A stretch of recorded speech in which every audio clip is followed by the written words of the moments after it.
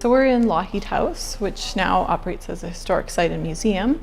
It was built in 1891, so it's 125 years old this year. But back during World War II, this house served as an army barracks for the Canadian Women's Army Corps from 1942 to 1946. And the reason they were unique is because it was its own separate corps run by women, had its own policies and manuals and things like that. So they were their own autonomous corps. I decided to join the Army Corps because I had two brothers that were overseas, and if they could do it, I could do it.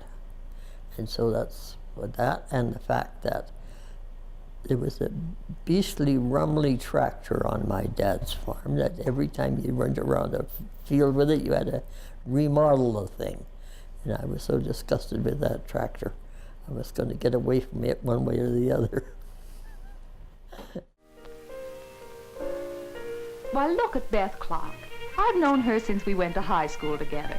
To look at Beth, you'd think she was just another of those famous butterflies. But she joined up with the Canadian Women's Army Corps not long after it was formed.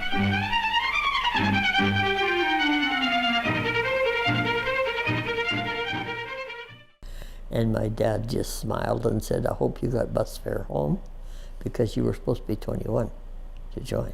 She was telling me all about it only last week.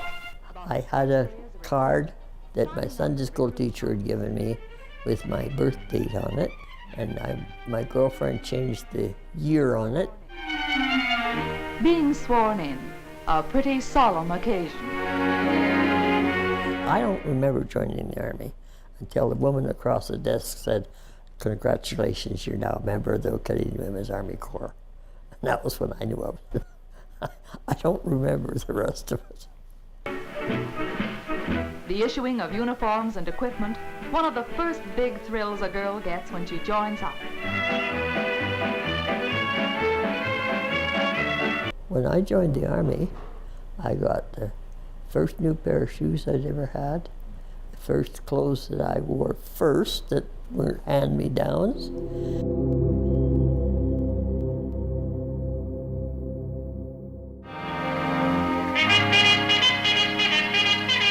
And I got to sleep in a bed all by myself for the first time in my life, even though I was too scared to go to sleep in case I fell out, but because I was in the top bunk.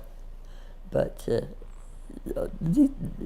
was wonderful as far as I was concerned. Showers and a dab of powder in the ablutions room, as they call it. Then her first morning of drill. A bit hard at first on legs not used to it.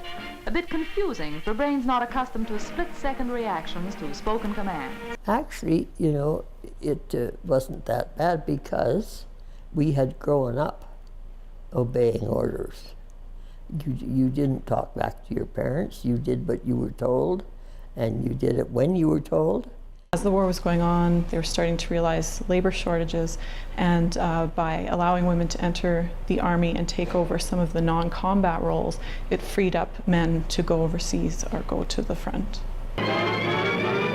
But hills, holes, and water to the contrary, they both came through smiling. Although Beth said the instructor hated losing his hat and a bit of his dignity. When she'd passed her driver's test, Beth took over a full-time job from a man, releasing him for a more important job, perhaps overseas. Girls of all the services are doing this every day.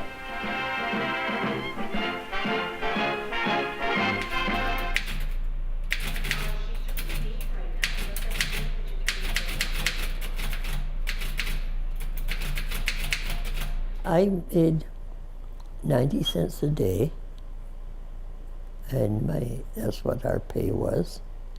And so that made just about $30 a month. And out of that $30, I sent $25 home to my mom, and $20 of it went to my sister who was taking her nurse's training, and Mom kept $5 of it. And that, I had everything for free. $5 was a whole lot of money for me to spend for a month. The message I remember most was when I got the list of missing in action, and both my brothers were listed on it. A few days after that, I got letters written by nurses for my brother telling me that they were each in a different hospital, but they were in a hospital. And they both recovered and came home.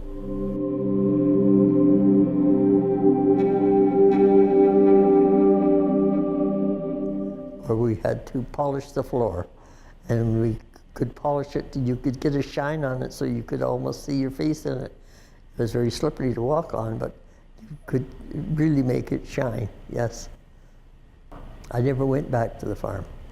I got a suite here in Calgary and stayed in Calgary. I never did go back to the farm. Part of the reason why we did this exhibit was to show the women's side of World War II.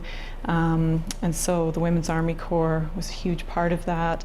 I think it was something like over 21,000 women in Canada had joined the Corps over the course of the war. So that was a huge, labor force that allowed Canada to do a lot more than it could have without them.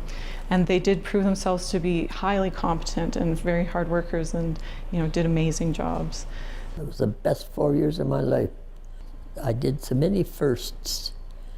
And first time I rode on a train, first time I was so far away from home I couldn't walk back. It showed the whole world that women could do things that nobody ever expected them to do before. And they could do them, and they could do them very well. I have a group of friends that have been my friends since 1942, 43, and we used to have reunions every other year. We'd have one here in Calgary one year, and the next year would be in Edmonton. And we used to get people from all over the world, like they'd come from Australia, England, and the ex-CWCs, wherever they were, to come to the reunions.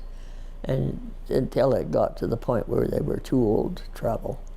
And, so then we had to drop the reunions. But we still keep in touch by telephone.